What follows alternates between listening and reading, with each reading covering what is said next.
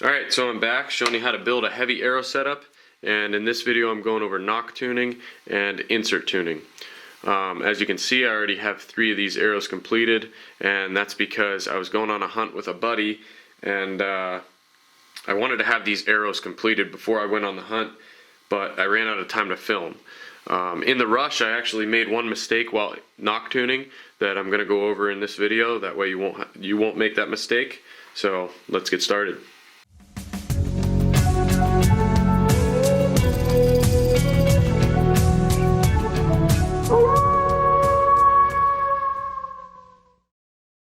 Well, me and my buddy weren't successful on our hunt, but I was able to put the smack down on a buck last week, and here's the arrow from it. You got to go check out that video because it really shows what these fixed blade cut-on contact broadheads are capable of. This thing just zipped right through it, and that deer didn't even know that he was shot. So he just kind of walked away afterwards. That's one of the main reasons why I switched in the first place. So you do have to make sure your arrows are perfectly tuned first though. So let's move on with the rest of the insert tuning and nock tuning. So these 2 arrows were the arrows that I tested all the different point weights on and paper tuned with. So the first thing I got to do is knock these aluminum inserts out, and some people will they'll heat the tip and then they'll just loosen up that hot melt and pull it out, or you can always do the drill bit trick that I showed you in one of the other videos, and that's what I think I'm going to try that first. So we'll just pop this nock off and try that. Alright, so the nock's out, and this is a 5/64 drill bit that fits right in there real loosely, so it slides real easily, and we're just going to use this as like a slide hammer to knock that insert out. Alright, so I got those inserts out, and now we're going to put our weighted inserts in, and these weighted inserts are supposed to be adjustable. You can either go with 200 or each one of these notches is 25. So if you cut it off here, it'd be 175, 150, or 125.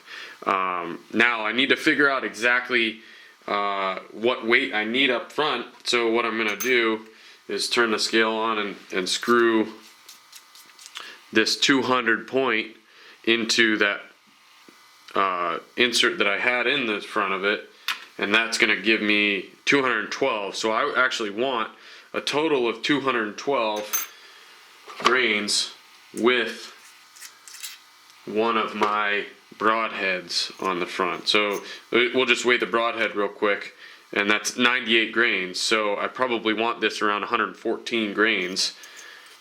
So when I do this and put it on there, I want to have 212 grains. So we need to cut off enough to have 114 grains, which obviously they don't make a line for that, but you can cut this off anywhere. The best way to cut this off is just use a hacksaw. That's what I've found.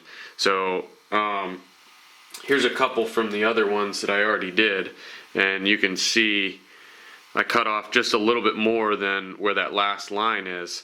So what I'm going to do is line that up, maybe mark a little line, and cut that off. So when I originally cut this, I made sure that I wasn't cutting too much, because you can always grind and sand this down even farther to reduce a little bit more weight, but you can never add more material. So I know that when I cut this amount off, I'm going to have to sand and grind, which is fine. But it's as easy as just taking a hacksaw. I'm just going to line this up and start just right, a line right exactly where that one was cut off. Go ahead and cut this one.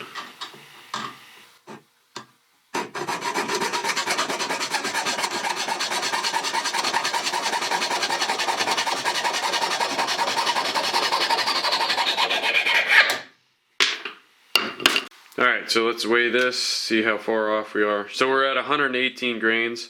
So only 4 more grains. That's pretty easy to just grind the end, and even just grinding around the edge to make it easier to go into the arrow shaft will take off a few grains. So I'll go do that.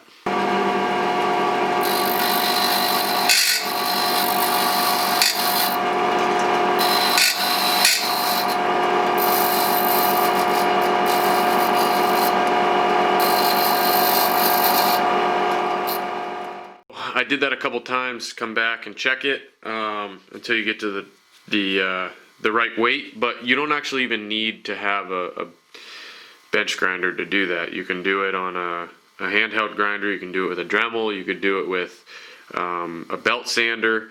You can even do it kind of by hand. You can take a piece of sandpaper. Now this would take forever just to sand it down, but you can at least take the burrs off so that it fits down nicely into the arrow shaft. And then what you'll do is take the hacksaw and just go straight into it like this, and keep, cut a little bit, bring it back, check it, cut a little bit, check it, So right now we're sitting at 114, which is pretty much perfect. And when we add the broadhead, 212. So that's exactly what we were looking for. Now I just got to do it 2 more times for all 3 arrows, and then we'll go ahead and put these in. Alright, so the next step is cleaning the arrows and the inserts. So you can really use any solvent, it doesn't really matter. I'm using paint thinner, acetone, doesn't matter. But in one of my other videos, I did not clean the arrow shafts when I inserted these because I knew these weren't going to be permanent, and that didn't matter. So, but now that these are permanent, I'm going to clean the inside of these. So basically, for the arrow shaft, all I'm going to do is take a Q-tip, dip it in here,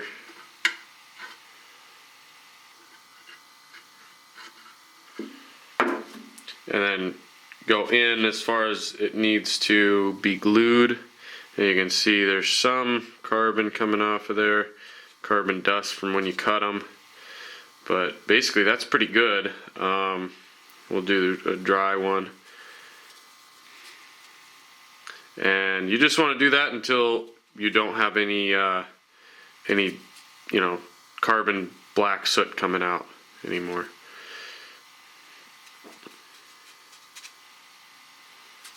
Might take a couple Q-tips, might take one. Doesn't really matter. And then, so that one's pretty clean. And then for the insert, we'll just take a little bit of this,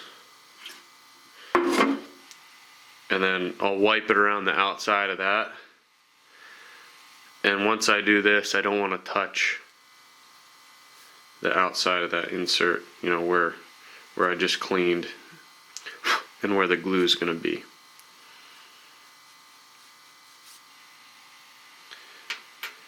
Alright, so that one's ready to be installed.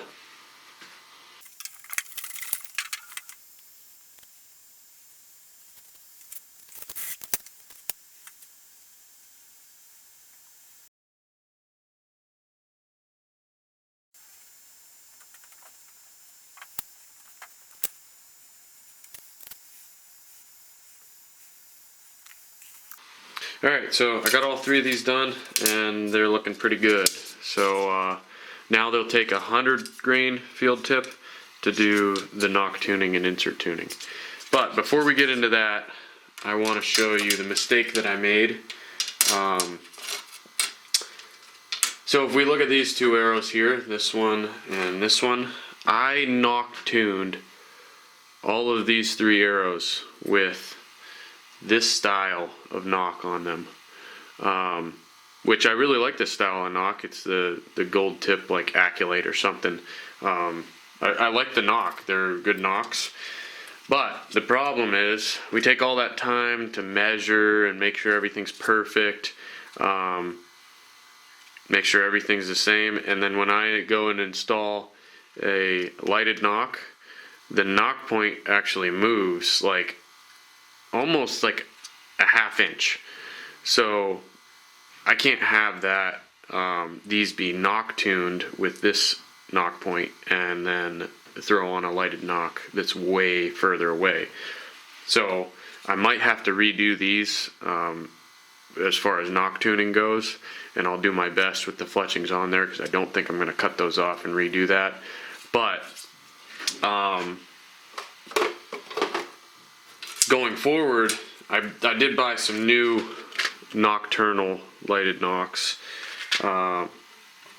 and basically what I found was if you were to install a nocturnal lighted knock, let's just do it, versus one of these brass knocks that the Gold Tip gives out now on these Hunter Pros, look at the knock point, it's almost exactly the same.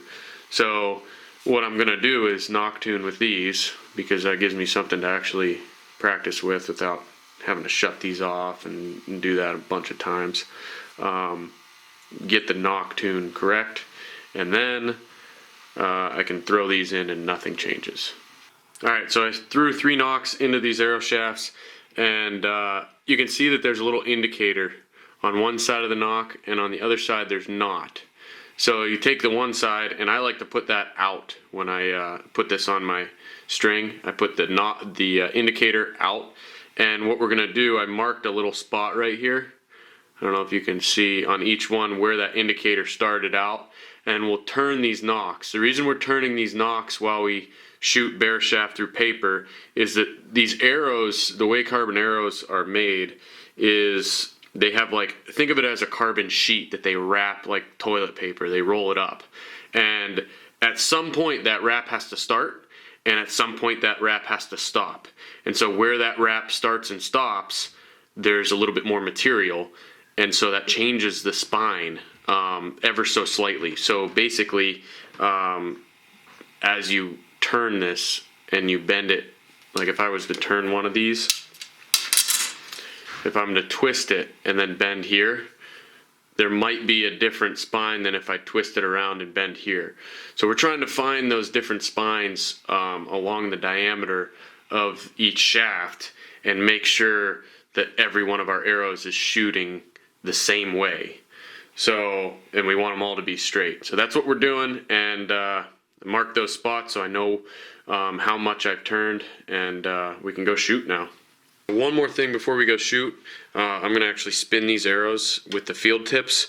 I'll leave a link for one of these arrow spinners in the description. They're really handy. You should actually spin, like I've mentioned before, you should spin your arrows before you cut them, and you should also spin them with broadheads on them. But I like to spin them with field tips when I'm paper tuning too, because you can see how perfect that one spins.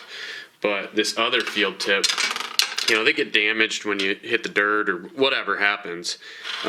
Look at the front of that one, it's just going nuts. So that field tip is bad. I might as well just throw it out, as cheap as they are. But it does help that everything's going to be consistent, even my field tips. So, you know, that's just one little thing you can do to make sure everything's consistent before you go bare shaft and paper shoot again. Alright, so we're all set up, and again we have this marked. So we'll just shoot it like this and see how it shoots. So I don't know if you can see it from here, but it tore to the left. So all I'm going to do is take the knock, put it in, and then I just turn it just a little bit. We'll turn it 90 degrees. We'll see what that does. Huh. Perfect bullet hole. There, 2 bullet holes. That's good enough, and that arrow's done. That's a bullet hole. Yeah, I torqued that one. Another bullet hole. That arrow's done. I felt my arm drop there. That's a bullet hole. And there's another bullet hole. That arrow's done too. 2 of the arrows I didn't have to change anything on. One of them I had to rotate the knock just a little bit. That's what knock tuning is, and the only difference with insert tuning is if you cannot get an arrow to behave with changing the knock, you know, a bunch of different places, then you may have to reheat up that adhesive and turn those inserts a little bit and try again, or knock that insert out and put it in a different way and try again. This is definitely worth it. If I wouldn't have done this, I would have probably had this arrow, the first arrow, would have been acting up on me, would have made it harder to sight in, and I might have thought, well, I have a junk arrow. In reality, all I had to do was turn that nock a little bit, and you know, I'm saving myself 10-15 bucks, and I got an arrow to use that would have been, I would have thought was junk. So that's the importance of this, and now I know every single one of my arrows are shooting almost perfectly consistent. Alright, so I got 3 arrows ready to put vanes on them, and one last thing that I did was, you can see I drew a little arrow there towards that nock indicator, and that just gives me a reference, so if these nocks get twisted before I put the vanes on, I can always get them back to the right location before putting the vanes on. So the other thing I wanted to go over was just how much money and how much time I took to get to this point in the process, and nock tuning and insert tuning. So basically, either you're gonna have to buy some weighted inserts, or you're going to have to use the inserts and find the exact correct broadhead weight. So if you go the insert route, that gives you a lot of flexibility. You can choose from a lot of different broadheads. Most of the standard ones being 100 grains. You can make up, you know, exactly whatever weight you need to put onto the insert to allow you to shoot a 100 grain broadhead. That allows me flexibility in changing my broadheads if I want. As long as I buy one that's 100 grains, it should shoot just fine. So I'll leave a link in the description for these. This was $40 for 12 of them. So basically you're able to go through 2 packs of arrows before you have to buy more of these. And if you break an arrow and find it, you can pull it out and probably reuse it. So pretty reasonable, and definitely something that's worthwhile. Other than that, I don't think we spent any more money to get to the point we're in the process. And the time, you saw how quickly all 3 of these were nock tuned and insert tuned.